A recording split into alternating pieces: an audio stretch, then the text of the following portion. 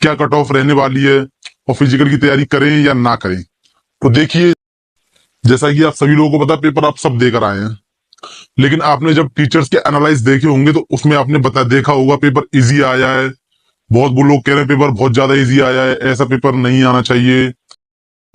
मैंने बच्चों की वहां हालत देखी, उनकी शकल बता देती है कि पेपर कितना अच्छा गया है। आप एक बात बताइए, यदि आपसे कोई पूछेगा आपका पेपर कैसा गया, तो आप ऐसा बोल दोगे कि मेरा पेपर बेकार हुआ है? ऐसा कोई नहीं बोलता, सब बोलते पेपर अच्छा हुआ है। लेकिन रियलिटी उस स्टूडेंट, अगर हम हाँ जहां जीएस की बात कर लेते हैं, तो जो बच्चा सालों से तैयारी कर रहा है उसके लिए भी जीएस में मुश्किल से 18 से 20 क्वेश्चन। और जैसे कि अगर मैथ की बात करें तो मैथ में आपके करीब 10 प्रश्न से 12 प्रश्न बनने चाहिए, इतने तो आप बात करें हिंदी की, तो आपका हिंदी में स्कोर करीब ये मान लीजिए 25 से 28 तो होना चाहिए, इतना तो। इसमें रीजनिंग की बात कर लेते हैं, रीजनिंग में कम से कम आपको पता है 6 से 7 क्वेश्चन ऐसे आ रहे हैं जो हर बच्चे को छोड़ने चाहिए, ये नहीं करने चाहिए, क्योंकि आपको पता है टाइम टेकन होते हैं और इनका आंसर।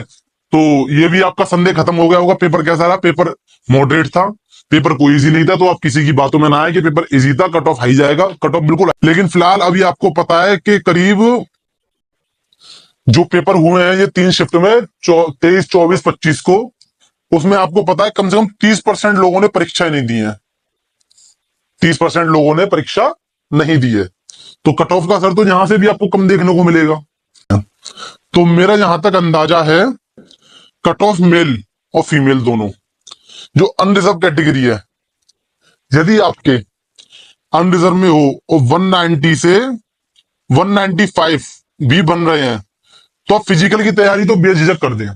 बाद में फाइनल कट ऑफ में कुछ इंक्रीमेंट होता है, वो बात अलग है, वो जब का जब देखा जाएगा। यदि आपके 190 से 95 बन रहे हैं तो आप फिजिकल की तैयारी बिल्कुल करें। यदि यहीं आप हम फीमेल की बात कर लेते हैं, तो फीमेल की कट ऑफ में आपको कम से कम 15 से 16 नंबर का फर्क देखने को मिलेगा। इसमें कोई दो राय नहीं है कि इसमें फर्क देखने को मिलेगा या नहीं मिलेगा, बिल्कुल मिलेगा। तो मैं यहां तक आपको जानता हूं, जितने भी हमारी फीमेल हैं, जितने भी हमारी सिस्टर्स हैं, जिस किसी का भी अगर स्कोर 175 से 180 के बीच आ रहा है, वो अपनी फिजिकल की तैयारी करते रहें। वो ये ना सोचे कि होगा या नहीं होगा, वो एक अलग बात है। आपको पता है जीडी की भी वैकेंसी आ रही है, तो उसके भी आप फॉर्म डालें, फिजिकल कहीं ना कहीं काम आएगा। ऐसा नहीं है कि फिजिकल काम नहीं आना, यूपीएसआई भी आने वाला है और जेल वार्डन भी आने वाला है, आपको सब पता है। इसलिए अपने फिजिकल पे कभी भी ढील ना दें, फिजिकल अपना करते रहें। ईडब्ल्यूएस, ईडब्ल्यूएस में हमको अनरिजर्व से ज्यादा देखने को ओबीसी की बात, और ओबीसी और ईडब्ल्यूएस आपको पता लगभग सेम रहते हैं, तो आपको 1 या 2 नंबर का ही फर्क देखने को यहाँ पे मिलेगा। तो मैं ये कहूंगा ये भी यहाँ पे ऐसी रहे, और ये 172 से 180। अब आ जाते हैं एससी की बात। अब आपको पता है एससी कट ऑफ और एसटी कट ऑफ तो कम ही जाती है, इतना भी कम नहीं जाती है, लेकिन कम ही जाती है इनसे। जो हमारी ये 3 कैटेगरी है, इन तीनों से तो कम ही जाती है। तो मेरा अगर यहाँ पे अनुमान है, अगर आपका 170 से 180 के बीच अगर आपके मार्क्स आ रहे हैं, तो आप बेझिझक तैयारी करिए, आप किसी की बातों में ना आइए कि आपका नहीं होगा।